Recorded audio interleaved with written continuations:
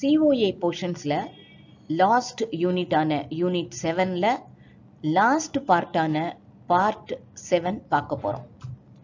So unit 7 internet and advanced communication part 7 என்னென்ன topics? Electronic gadgets, applications of gadgets, applications of Google Forms, Sheets, Slides.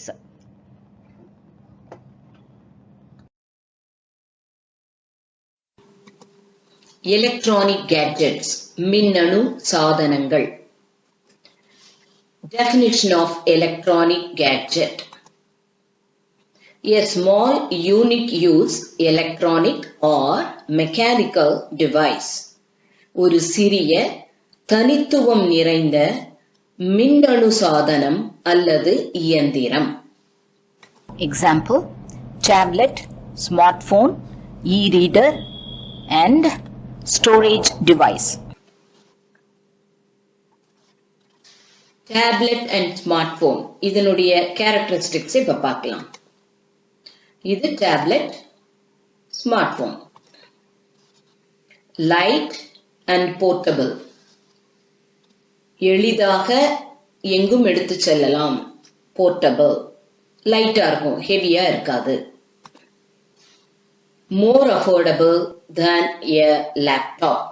Laptop வாங்குறதை விட இது குறைந்த விலை கொடுத்து வாங்கலாம். they wake up, start instantly. wake up அப்படின்னா ஆன் பண்ணின உடனே ஸ்டார்ட் ஆக ஆரம்பிச்சிடும், அதுதான் they wake up instantly. great for browsing and entertainment. browse பண்ணி பார்க்கறதுக்கும் பொழுதுபோக்கிற்கும் பயன்படுத்தலாம். ஓகே, இப்ப டேப்லெட்க்கும் ஸ்மார்ட் போனுக்கும் உள்ள சில கம்பேரிசன் பார்க்கலாம். டேப்லெட்டுங்கிறது நான் பர்சனல், ஆனா ஸ்மார்ட் போன் பர்சனல். டேப்லெட்ல யூஸ்டு ஃபார் மோஸ்ட்லி என்டர்டெயின்மெண்ட், பொழுதுபோக்கிற்காகத்தான் பொதுவாக பயன்படுத்தப்படும். ஆனா ஸ்மார்ட் போன் பொழுதுபோக்கிற்கும் கம்யூனிகேஷன் தொடர்பு கொள்வதற்கும் பயன்படுத்தப்படும். ஸ்மார்ட் போன்ல ஸ்கிரீன் மேக்ஸிமம் 7 inches தான் இருக்கும். ஆனா டேப்லெட்ல பாருங்க, அதனோட ஸ்கிரீன் மினிமம் சைஸே 7 inches. ஸோ ஸ்மார்ட் போன்ல மேக்ஸிமம் 7 inches.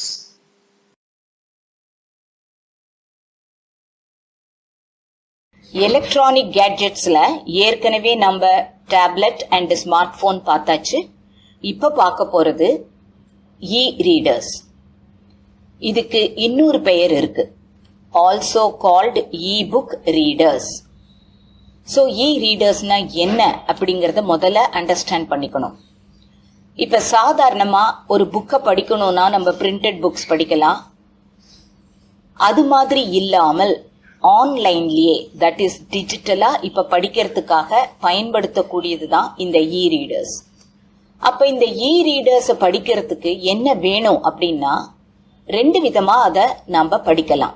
ஒன்னு, கிண்டில் அப்படிங்கிற ஒரு அப்ளிகேஷனை நம்மளோட பர்சனல் கம்ப்யூட்டர்லயோ இல்ல ஸ்மார்ட் போன்லயோ ஆப்பிள் ஸ்டோர்லேருந்தோ இல்லைன்னா பிளே ஸ்டோர்லேருந்தோ அதை இன்ஸ்டால் பண்ணி வச்சுக்கிட்டு அதுக்கப்புறமா அது மூலமா இந்த புக்ஸை படிக்கலாம்.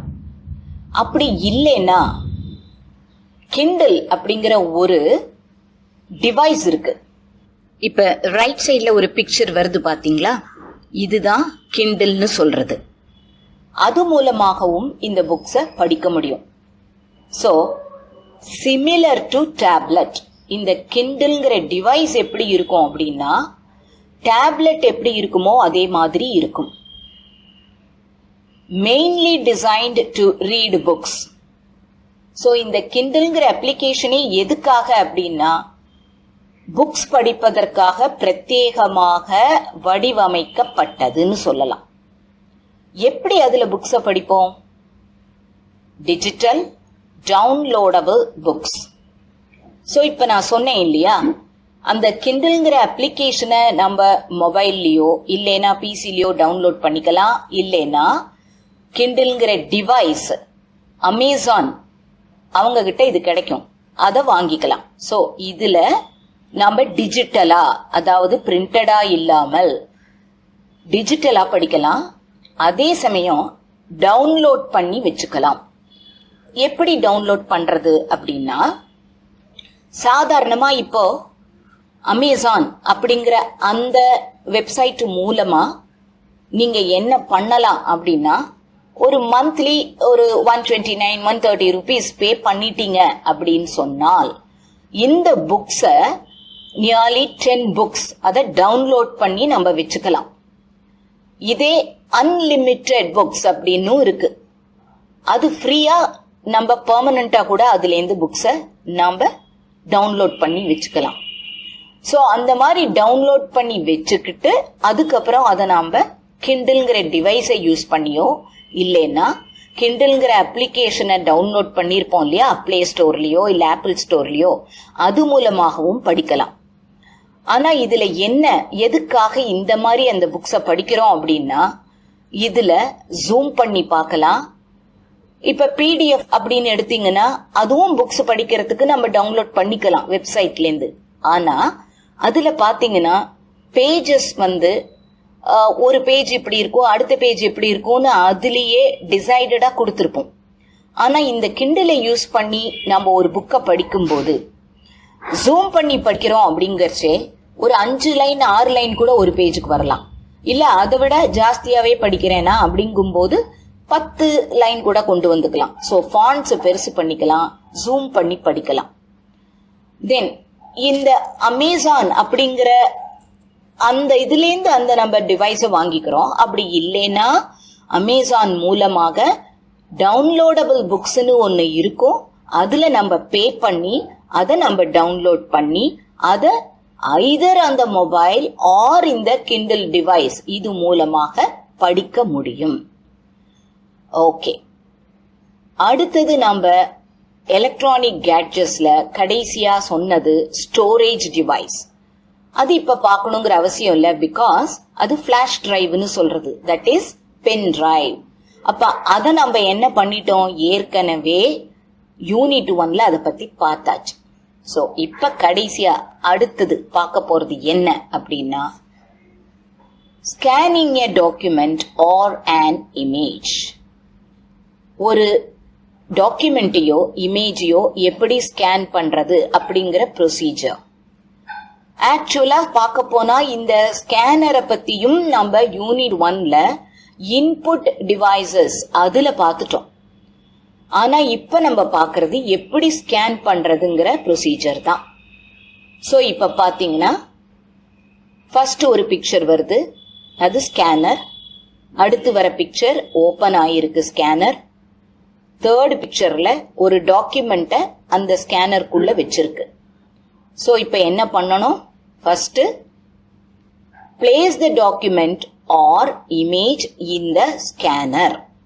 ஸ்கேனருக்குள்ள எந்த டாக்குமெண்டோ இல்ல இமேஜையோ ஸ்கேன் பண்ணணும்னு விரும்புகிறோமோ அதை பிளேஸ் பண்ண வேண்டும்.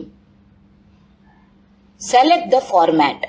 இந்த மாதிரி ஸ்கேன் பண்ணும்போது எந்த ஃபார்மேட்ல ஸ்கேன் பண்ணணும், எப்படி இருக்கு அதுல அப்படின்னா, JPG, தட் இஸ் JPEGனு சொல்லுவோம், GIF, TIFF, PDF. இந்த மாதிரி ஃபார்மேட்ல நாம டாக்குமெண்ட்டையோ இமேஜையோ செலக்ட் பண்ணி சேவ் பண்ணிக்கலாம். எங்க சேவ் பண்ணுவோம், save it in a location. நம்ம பிரவுஸ் பண்ணி பிசிக்குள்ள எந்த இடத்துல வேணும்னு நினைக்கிறோமோ அந்த இடத்துல அதை சேவ் பண்ணிக்கலாம். ஓகே, இதுக்கப்புறம் என்ன பண்ணலாம் அப்படின்னா, edit using editing tools. Editing டூல்ஸை பயன்படுத்தி நாம ஸ்கேன் பண்ணின டாக்குமெண்ட்டையோ இமேஜையோ எடிட் பண்ண முடியும். எந்த விதமா எடிட் பண்றது, ரீசைஸ் பண்ணலாம், தென் கலர் மாத்தலாம், ரெசல்யூஷன் மாத்திக்கலாம், இந்த மாதிரி எடிட் பண்ணிக்க முடியும். எதை வச்சு எடிட் பண்ணிக்க முடியும், எடிட்டிங் டூல்ஸ். அதுக்குன்னே எடிட்டிங் டூல்ஸ் இருக்கு. Photo paint or photo editor for Windows. விண்டோஸை பொறுத்த வரைக்கும் போட்டோ பெயிண்ட், போட்டோ எடிட்டர், இன்னும் சிலதுலாம் இருக்கு. அது மூலமா நாம எடிட் பண்ணிக்க முடியும். Simple scan for Linux. லினக்ஸை பொறுத்த வரைக்கும் சிம்பிள் ஸ்கேன் அப்படிங்கிற அப்ளிகேஷனை வச்சு போட்டோஸை எடிட் பண்ணிக்க முடியும். Applications of gadget. நம்ம பார்த்திருக்கிற அந்த கேட்ஜெட்ல இருந்து எதுக்கெல்லாம் அப்ளை பண்ணலாம் அப்படிங்கறத இப்ப பாக்குறோம். Some applications of gadget. UC browser. Browserனாலே ஒரு வெப்சைட்டை வியூ பண்றதுக்கு தான். But Google chrome, Mozilla Firefox அது மாதிரி இல்லாமல் இதுல யூசர் ஃப்ரெண்ட்லியா கொஞ்சம் ஈஸியா பார்க்கலாம். Browsing the web with simplicity and good performance. அடுத்தது வாட்ஸ்ஆப். வாட்ஸ்ஆப்ங்கிறது எல்லாருக்கும் தெரியும். சோ அது சொல்லணுங்கிற அவசியம் இல்ல. A cross platform mobile messaging application.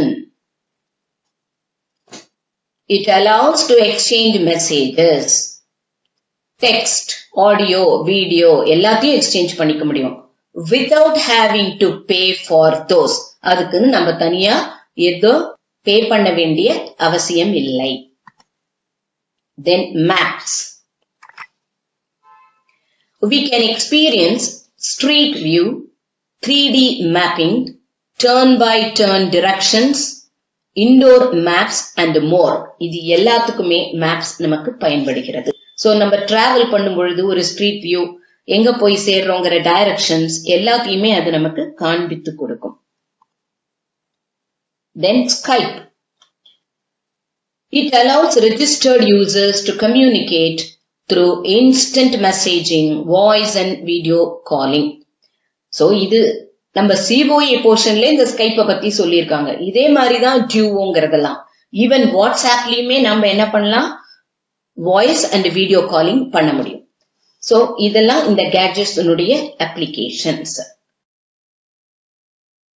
Applications of Google Forms, Sheets, Slides. இதை இப்ப பார்க்க போறோம். அதுல ஃபர்ஸ்ட் என்ன அப்படின்னா Google Form. A free online software to create surveys, questionnaires. ஆய்வுகள், கேள்வித்தாள்கள் போன்றவற்றை உருவாக்குவதற்கான ஒரு online software. Helps to create professional looking forms. தொழில்முறை ஃபார்ம்ஸ் அப்படின்னு சொல்றது உண்டு. சோ அந்த ஃபார்ம்ஸை இந்த ஆன்லைன் பிளாட்ஃபார்மை யூஸ் பண்ணி நாம கிரியேட் பண்ணிக்க முடியும். Embedded into a blog or web page. So அந்த மாதிரி தயாரித்த அந்த ஃபார்மை நம்ம என்ன பண்ணலாம் அப்படின்னா blog அல்லது வெப் பேஜ் இதுக்குள்ள பதிக்கப்படலாம். அதாவது எம்பெடட்னாலே அதான் அர்த்தம். அதுக்குள்ள கொண்டு வந்து அது மூலமா டேட்டா கலெக்ஷனுக்கு உபயோகப்படுத்தி கொள்ளலாம். சோ நெக்ஸ்ட் என்ன, கூகுள் ஷீட். இதுவும் அதே மாதிரி ஒரு வெப் பேஸ்டு ஆன்லைன் பிளாட்ஃபார்ம் தான். enables to create, update, modify and share. So இதன் மூலமாக என்ன பண்ணலாம், கூகுள் ஷீட்டை, அதாவது ஸ்ப்ரெட் ஷீட்னு சொல்றது, அதை நாம ப்ரிப்பேர் பண்ணிக்க முடியும். அது மட்டும் இல்ல, அதை அப்டேட் பண்ணிக்கலாம், வேணும்னாலும் மாத்தி அமைத்துக் கொள்ளலாம், தென் மற்றவர்களுடன் ஷேர் பண்ணிக் கொள்ளலாம், அதாவது பகிர்ந்து கொள்ள முடியும். Edited by multiple users simultaneously. ஒரே நேரத்தில் பல யூசர்ஸ் இத ஓபன் பண்ணி எடிட் பண்ண முடியும். Supports offline editing also. So ஆன்லைன்ல ப்ரிப்பேர் பண்ணியிருக்கிற இந்த ஸ்ப்ரெட்ஷீட்டை ஆஃப்லைன் மூலமாகவும் எடிட் பண்ண முடியும். Next Google slide. A web-based online application. இதுவும் ஒரு web-based online application தான். Enables to create lectures, presentation. விரிவுரைகள், presentation. இது எல்லாவற்றையும் தயாரிக்க முடியும். Enables to create animated diagrams and demonstrations. அது மட்டும் இல்ல, அனிமேட்டட் வரைபடங்கள் மற்றும் விளக்க காட்சிகளை உருவாக்க முடியும். சோ இதுவரைக்கும் நம்ம பார்த்தது எல்லாமே COA சிலபஸ பேஸ் பண்ணி இருக்கக்கூடிய அத்தனை கான்செப்ட்ஸையும் இந்த யூனிட் 7லயும் பார்த்து முடிச்சிட்டோம். சோ இதோட உங்களோட COA போர்ஷன்ஸ்ல உள்ள அனைத்து யூனிட்டுகளையும் நம்ம தியரி வீடியோ பிரசன்டேஷன் பார்த்து முடிச்சாச்சு.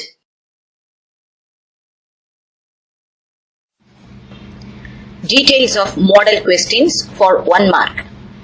அத பத்தினது தான் இப்ப சொல்ல போறேன். அதுக்கு ஃபர்ஸ்ட் நீங்க என்ன பண்ணணும்? After completing all your units, YouTubeல போய் லக்ஷ்மி பிரசுரம் அப்படிங்கிற சேனலை முதல்ல சப்ஸ்கிரைப் பண்ணிக்கோங்க. அதிலிருந்து you practice all the model question papers. அந்த question papers எல்லாத்துக்குமே ஆன்சரும் அங்க இருக்கு. So all the model questions are dealt with answers. Okay, இப்ப model questions எப்படி கொடுக்கப்பட்டிருக்கு அத பாப்போம். Fill in the blanks, match the following, choose the best answer, true or false. இது எல்லாமே each division it contains 10 questions.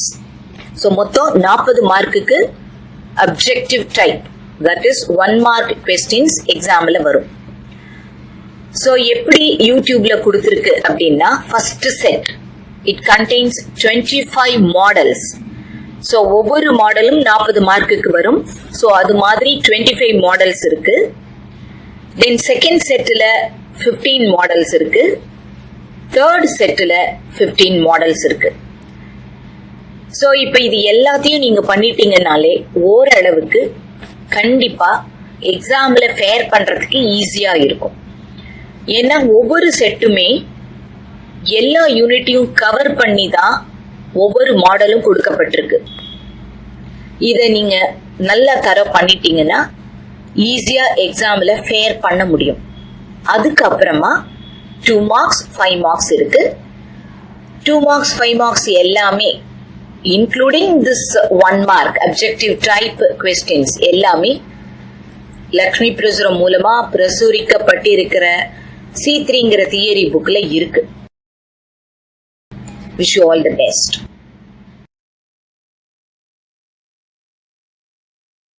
Hope you all enjoyed learning the last unit, Unit 7, Internet and Advanced Communication.